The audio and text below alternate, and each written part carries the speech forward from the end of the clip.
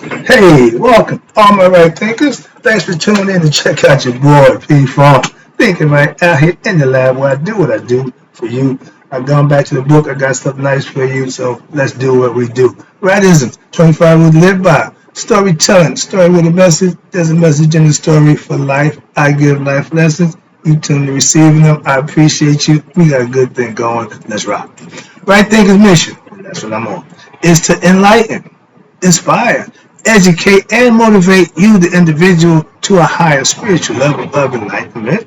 Right thinkers way of life through mental and spiritual discipline practice daily will help and guide you to attain your goal of spiritual enlightenment, aka know thyself. My mission, that's what I'm on, is to get all right thinkers to know thyself.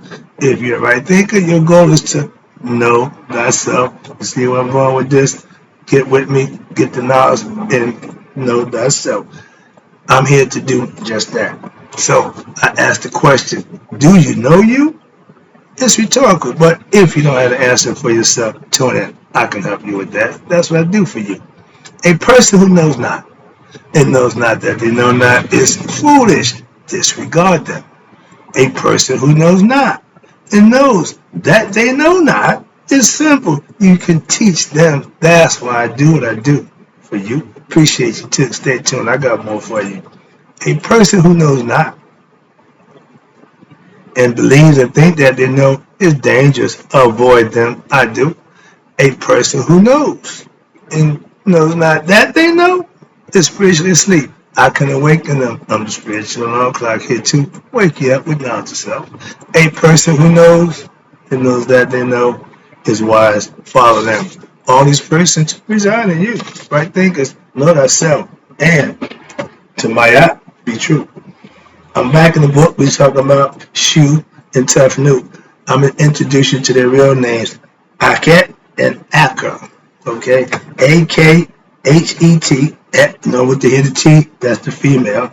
Aker, A-K-H-E-R, that's the male. Shu is Aker, Tefnut is Akhet. Okay? Let's talk about them, know them a little bit better. Then we're going to go over until if I get more time, if I got enough time, I can introduce you to Gab and Newt. They next up in, so let's deal with these, finish up with Shu and Tefnut right quick.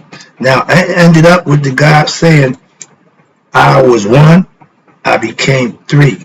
That means when he brought Shu and Tefnut into existence, they became the first triad. And it's important to, one of the important attributes of Shu is what they called him the northern wind.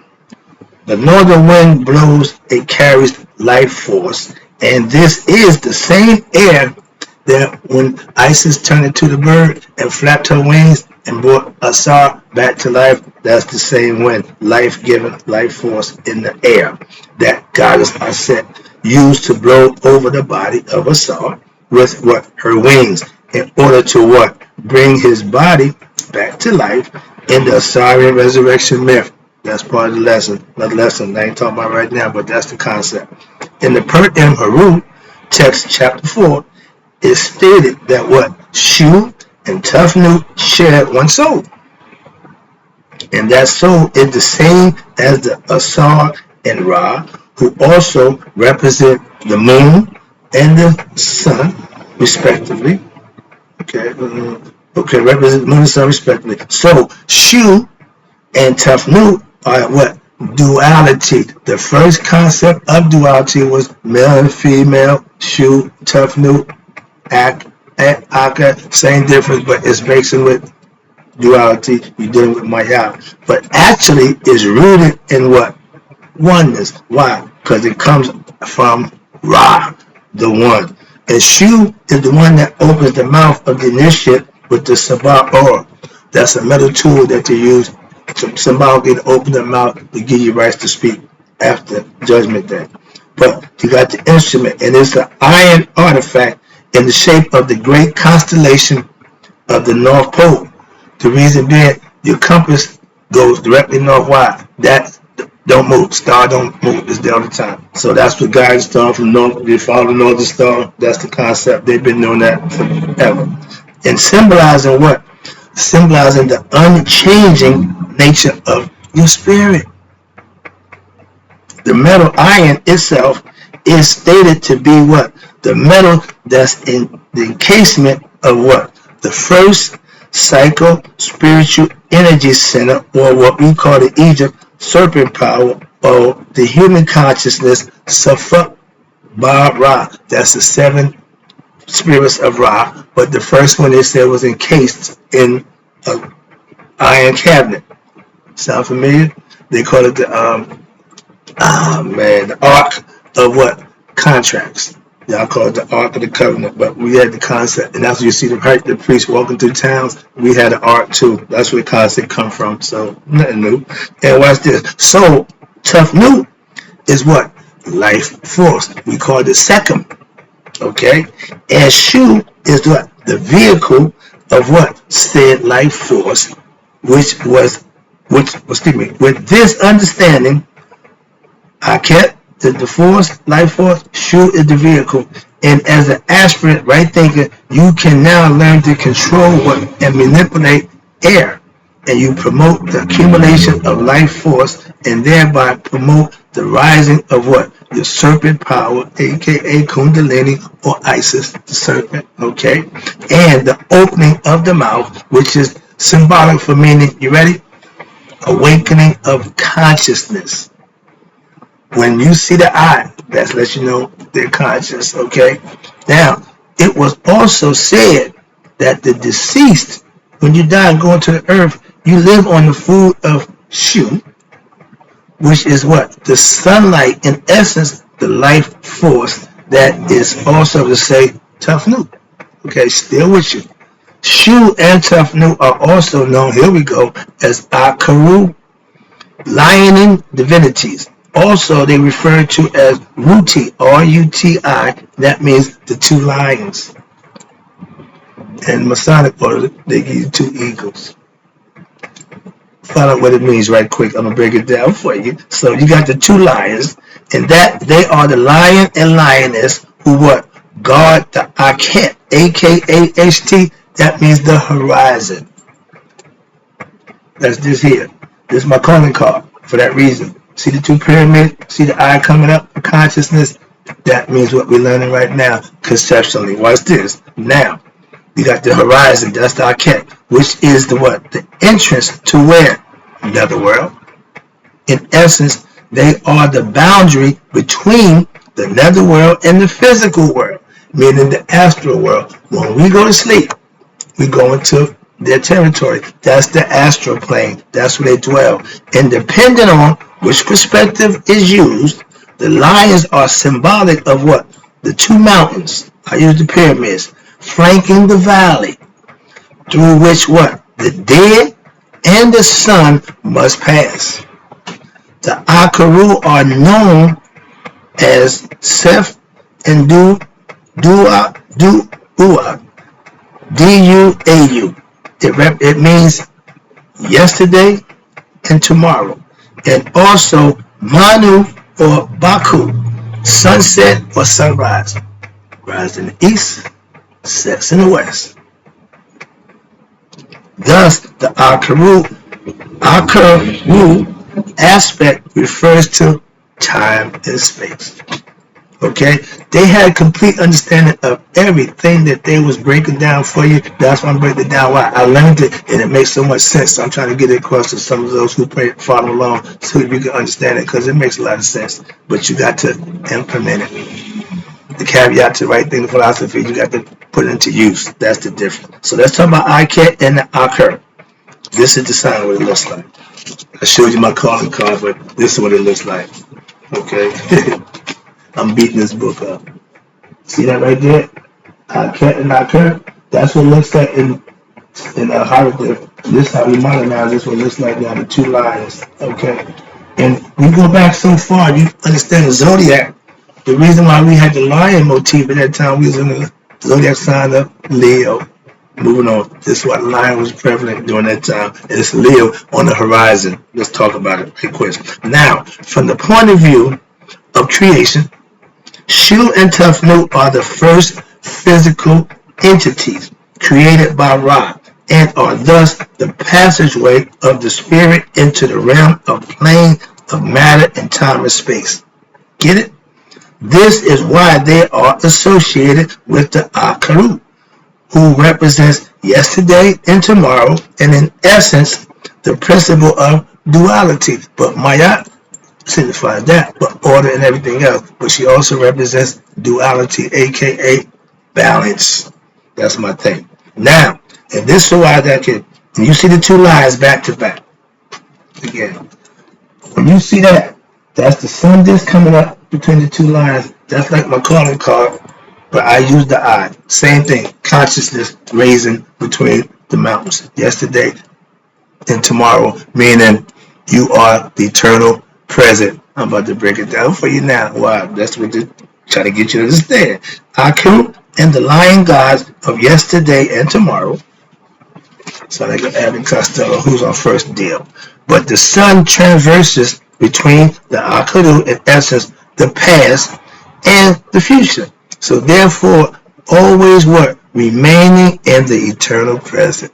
Bam. Therefore, always remain eternal present. And this is a deeper mystical teaching for every right thinker, spiritual aspirant to understand. You have to understand the concepts that are being set forth. And once you get it and understand it, you can act on it. Watch this. And anxiety over what?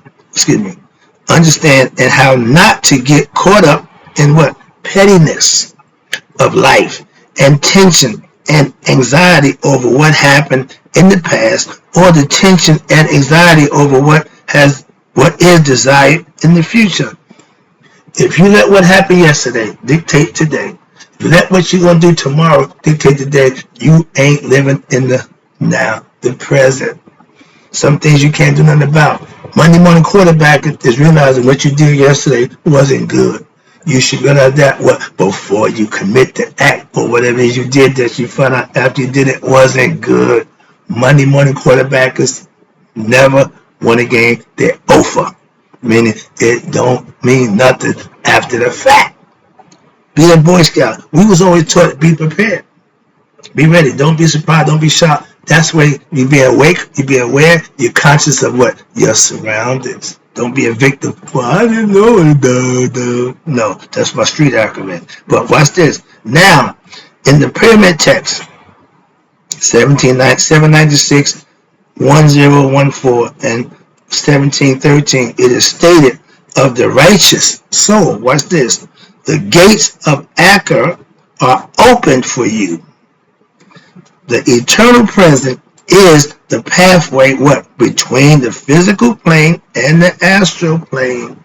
The past and the future do not exist. Only eternity, and that's the present. That's what's real. Hope you understood the concept. Now I'm about to take it out here to their offspring. See them? Oh yeah, it's Gab and Newt. Now you see the holes in Newt? But you see they got her mouth up top over the hole, and you see the female parts down there. So it ain't come out of the vagina, but it's a concept. Again, understanding a philosophical concept. They just put the picture to it. Hopefully, like I said, picture worth 1,000 words. But sometimes you got to put the words with the picture to explain it. Okay, that's what I'm trying to do for you. So let's talk about Gab and Newt. Gab and Newt are what? The earth and the sky, heavens. Newt is, see, bending over. The picture you see right there, famous. This is Gab, that's Newt. This is Shu, raising Newt up off of Gab. Okay, so I'm explaining that for you again. I did it a few times, but it's a good story, quick lesson. And if you understand it, you get a better perspective. That's what I'm trying to get you. So now, they are the children of Shu and Tefnut. And they are all, now remember, these are elements. Shu and Tefnut is what? Air and moist air. But we gave them identity, so we named them Shu and Tefnut. Now we're bringing it down, get more subtle, more gross, where you got physical earth, and you got the heaven concept. We're going to explain that to you, hope you get to understand it, and we can move on. There's a progression in concepts that once you understand the story, understand the storyline, and do your own homework, so to speak, it makes a lot of sense. I'm just trying to give you the overview, to take you through it, to get you started. Do you want more? Do some due diligence. Put in your time, okay? Your study time. Put in your time. I'm doing it for you now, but this information, you want more? Put in your study time. Why? Because I get right back in the book after I'm done doing it. I got more to do for you. Let's go. So, after their father, Shu, separated them, Nut, who was pregnant, gave birth to Asar, Aset, Set, Nephet, and Haru. Remember them, the 5 kids? That's the 10 elements. 5 upper, 5 lower. Now becoming more grosser. Why? Because they become in human form. We humanize the spirit. We humanize the intuition, wisdom. We humanize nature. We humanize the ego. We humanize you in the end. Haru, meaning you and your greatness, being your best self. That's what becoming human from a spiritual being. Human being is all about to go back to being spiritual. We go from spirit to matter. From matter, we got to go back to spirit. That's the awakening that in the physical form and human beings we're supposed to do. Hence, know thyself. By any means necessary, there's a whole bunch of different ways you can make it happen for you. That I know also. So it is what? From these Neteru that all nature, or Neteru, and human beings are descended. Geb is considered as the king of what? Earth. That's what we walk on.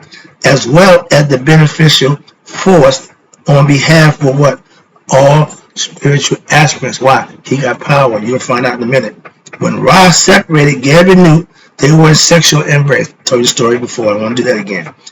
But the separation occurred when what? They was in mid-intercourse. They was getting it busy. I never forget getting caught by my mom, my high school sweetheart. Something was going on, and she was washing clothes. And at my little room, the door closed, not locked, but closed. In our household, locked doors wasn't cool. We young at that age. Parents wasn't going for that, but I had my own room. And she was bringing my clothes in to lay on my bed. Me and my girl was in the street like Gab and Newt. And that ended real quick.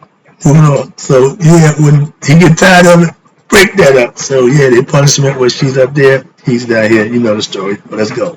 But it is from these Neteru, okay? The descendant from Gab. Now, when Ra separated them, again, and Gab's penis remained hard. That's what they call the obelisk. Why? Because that's Gab trying to get back into Newt, but she's a long way off. So he just you ever got one of them you in there, just you can't find I hope you get the concept, fellas. Most of us do. Alright? But his penis remained erect, coming out of the earth. That's what it represents. We call it now monuments, or it's called the Tefnut. We call it the obelisk. Then when the separation occurred, Asar, Aset, Set, Nephet, and Haru were born. Okay? The story goes, Tahuti gave up 5 more days. Those 5 days, we had 360-day calendar. We expressed how we got to 365. And everybody have a story about how they got them 5 more days in. Some tell you we had 13 months or 28 days and the 1 day. Okay, and any one of them is good. Any one of them works. So it ain't like you're wrong. It's just concept. Understand that when you put across a culture, everybody got different concepts and views about the same thing. We know God called by many different names. So get the understanding with that and stop being so subjective. Well, if it ain't what I know, that's what I did. Learn stuff that you don't already know or you think you know. Most likely believe you know. Moving on. Let's go. So where we at? That the owner born. Now this is the beginning of the commission, what we call commission New Year, which occurred at what? The summer solstice, June 21st. At the time of separation, which was carried out by who? Shu. At the what? Request of who? Ra. Break that. Okay, and Gab got into what? His twisted position, sitting down like this. You see him sitting back on the ground. Okay, now we're getting, into Tantra Yoga. They're doing they're doing the twisting body turn, the bend over posture. When you see Newt stretched like that, the stars in her, she represents the galaxy, the Milky Way. So that's why you see the stars at night. Starry decked heaven. That's why you see her body full of stars, because she represents the night sky. Alright? Watch this. Now you got the yoga position, the exercise program. I don't do the yoga stuff, okay? I told you before. But then you got what's called the plow position. While Newt remained aloft in the sky, supported by Shu, Gab's final twist, posture is specifically mentioned in the scripts, and explicit mention is made of the fact that what one of his hands is face down, the other one is touching the earth, the other one's upward, as above, so below. That concept, and it lets that be known. But I got a quick one. I couldn't let this thing go by. That guy, his phrase, grab him by the pussy, Shu had him beat a long time ago. Where is his hands? Okay? So, that concept ain't new either. Jokey joke, hope you got it. My humor is a little different. But yeah, Shu been grabbed by the pussy a long time. Moving on. Let's go. Where am I down here? I lost my place doing that. Okay, I'm over here. Despite it here. Alright, here we go. I'm almost done. And what happened? Touch the sky, raised up toward the sky. Yeah, that's as above, so below concept. Alright. Now, remember, one of Geb's primary symbols is what? Remember I told you? He got a goose on his head. Story for that. He got the goose headdress, and he also wore the crown of Lower Egypt. That's the crown with the thing sticking out. Okay, the father wore the full one, nothing on it, but the two sides, the plumes, upper and lower. But he represents just Lower Egypt. All right. Now, the avian symbolism signifies what? That the nature of his energy, which holds what? The capacity to raise from the sedimentary, which is nature, earth, while Geb is the earth element, he also represents what? The subtle aspect of the earth, which manifests in the astral plane. Again, they work in the astral plane as well as the physical and this level, earth. And their aspect, watch this, these are aspects of Geb. The earth is known as the Het Geb. Het means house. Earth is Geb's house. And we know from the spirit, anything Het lives in it, whatever it is. Het Geb of house. That means house of Geb. This means that what? He lives in what? In it. And when people die and are buried in his house, Geb, the earth, they go to his house. And what? To meet him. Didn't know that, did you? I'm going to go suicide. No. Calm down, relax. Now, the region of the cemetery where the tombs are called Netta Kurt. That means the bodies of the netters, okay? Kurt means, and it means the lower divine region, as opposed to Pet. Pet represents what? Heaven, which is what? Above. And the Duat, which is the next level up. We talked about that before, but right now we're talking about Geb and earth. Now, Ta, meaning earth, that's what Geb represents. Pet, heaven, that's what Nut represents. See where we're going with this? And which is heaven, which is above, and the Duat, we did that. Now, Geb presides over what? Divine food, which is what? Which is composed of the minerals, the trees, the vitamin, etc. All that's inside the earth. That's what Geb gives. Okay? He gives us all nature's natural things from the earth, which is represented by him in ancient times. Now, it's Mother Earth. Yeah. He is also the buildings what that are constructed. Why? On earth, which are all course composed of what? His earth metals. Iron, steel, that's all from Geb. Okay? Diamonds, rubies, all from Geb. Get the concept? Let me wrap this up. I see the clock. Now, when Geb moves, it is heard as thunder.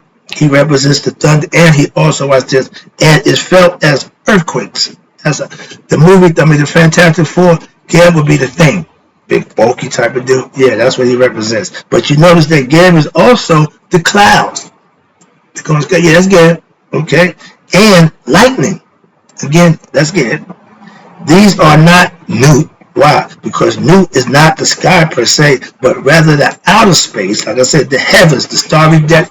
She got stars in her. She represents heaven. Not this little stuff right here. No, she's up there. Okay? The heavens.